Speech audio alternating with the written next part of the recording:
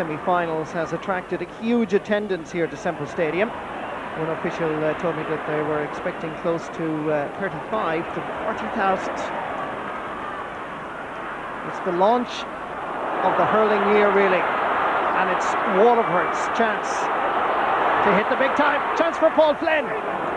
Off the keeper, Michael Crimmins, and out for a 65.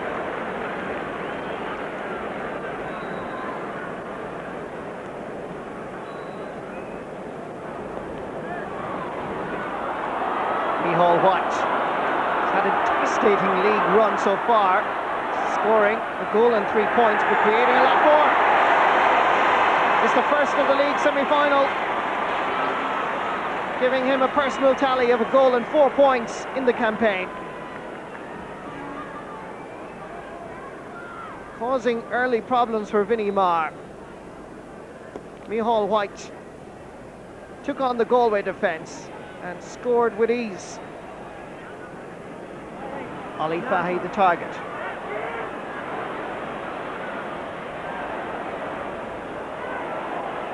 Good work by James O'Connor. Half blocking it down. Lovely stick work as Galway go forward here. Here's a chance for Kevin Broderick, and that's a point. Without the helmet, has scored 7 points in the league campaign. His first in the league semi-final, and the sides are level after just 5.5 minutes of play. Ken McGrath not quite connecting properly. 2 Galway lads. One of them, Cathal Moore. Up towards Ali Fahy again. Fergal Healing. Looking quite dangerous in the corner. That's his 2nd point of the match. Galway now have 3 points on the scoreboard, and all from play. Good play here by Galway, and taking their chance. Here comes Ken McGrath. Available Brenner. Bravely blocking it down, Rory Gantling.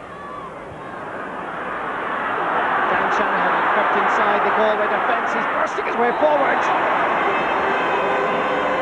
With the point,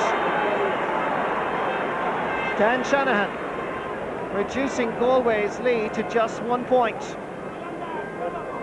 The long ball certainly caused problems for Paul Hardiman. There's great danger that it would be a green flag rather than a white one that would be raised. Can they feed Ali Fahy? On the overlap, Alan Kearns. Chance here of a point, off the post and over the bar. Well, the midfielder has a reputation for scoring, for in this league match he scored 3 goals and 7 points. He loves to go forward and had the time and the composure to take his points. Paddy Murphy reasonably happy, I'm sure, with the first 12 minutes of play. Ken McGrath, great catch ahead of Finbar Gantling. Waterford look dangerous here. They have the chance inside. Michael White, known for scoring goals. A brilliant finish, which sets Waterford on a voyage which could perhaps end in victory. It was set up by the captain Paul Flynn. The man inside was number 13, Michael White, and the finish was superb. Ken McGrath, magnificent catch. He has support from Dave Bennett, but McGrath goes it solo and scores. What an inspiration he is. Catching that slither from the clouds, getting there ahead of Cathal Moore, not an easy task. Dave Bennett was providing the overlap if required, but he wasn't. Joe Rabbit responds, and Galway level the match yet again. Back down towards Johnny Brenner. This is a good quality ball towards Anthony Kerwin. McGrath is available inside if he can feed him. Here's McGrath, left alone, chance of a goal, and Crimmins is equal to it. The Galway defence has been torn asunder, and they need to re-establish their composure very quickly. Ollie Fahy. He is the source of major agitation from a Waterford perspective, and Galway certainly, from a strategic point of view, should be feeding him a lot more. Second point of the match.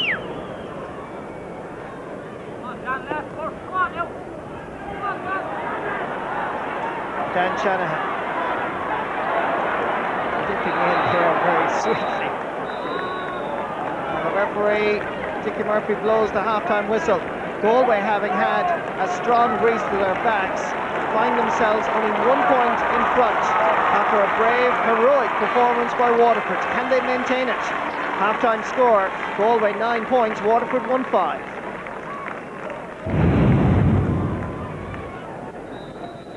So the second half begins with Brendan Landers taking the puck out. And Waterford now with wind advantage. Fergal Healy skipping aside the challenge and leaving Tom Feeney for dead. And the finish equals the approach. It's his third point of the match, and Galway now have a 2-point advantage.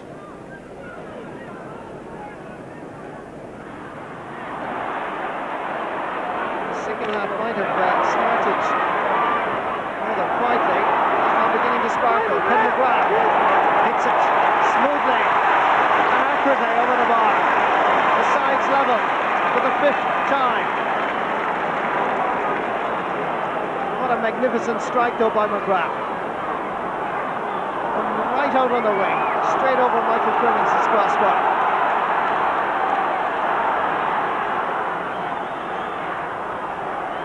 A packed, simple stadium enjoying this league semi-final as Joe Rabbit exercises his strength. And here's Ollie Fahy. Chance of a goal, and Brendan Landers can't stop it.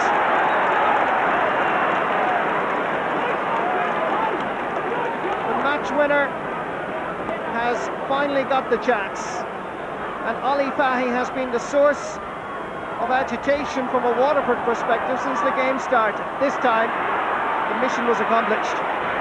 Dave Bennett nipping in over towards Ken McGrath. Chance of a point, well taken. 4 points for Ken McGrath, and once again Waterford trail by just the minimum. Bennett and McGrath are emerging as real stars in a half-forward line that has the beating of the Galway half-back line. Fergal Hartley gets it not just once, but a second touch. Comes down towards Kevin Broderick. Nipping in on the blind side is Fergal Healy, and it's a second goal. A goal and 3 points. And now surely the weakness in the Waterford full back line has to be changed quickly, as Fergal Healy just now and moments ago Ollie Fahy has exposed that defensive frailty. And once again, an amazing response by Waterford. They come again with another point. 3 points between the teams. Johnny Brenner, both teams making a lot of mistakes. Fergal Hartley goes for the number 1 route to goal. And the centre half back shows the way forward. It's back to now 2 points.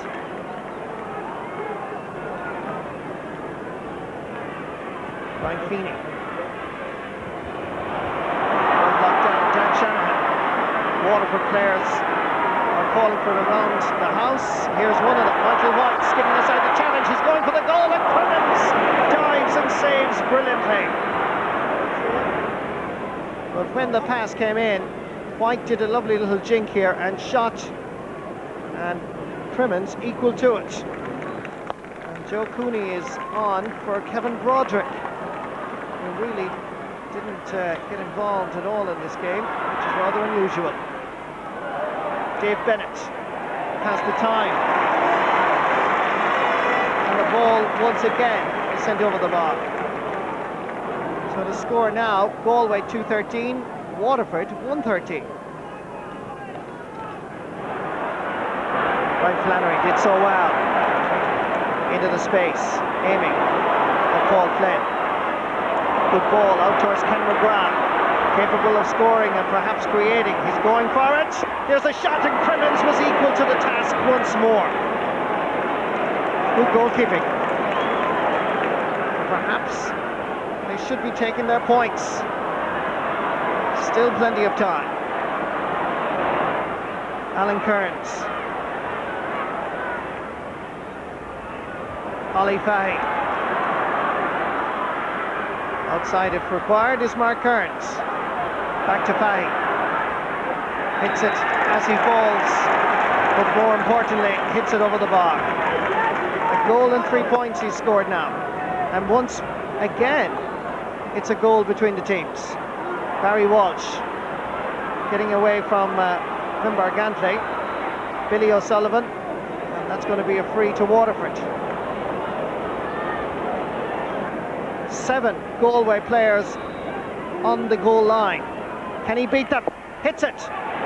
Blocked. And Galway come away with it. Won back by Barry Walsh. Billy O'Sullivan. Back to McGrath. Brave blocked down by Rory Gantley. And that's going to be another free to Waterford on their 20-metre line.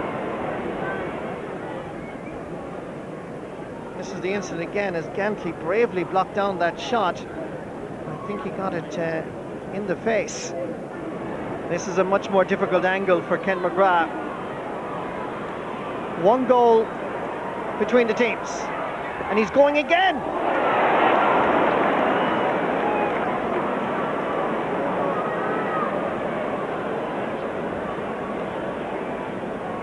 Here's the effort. And it wasn't that far away.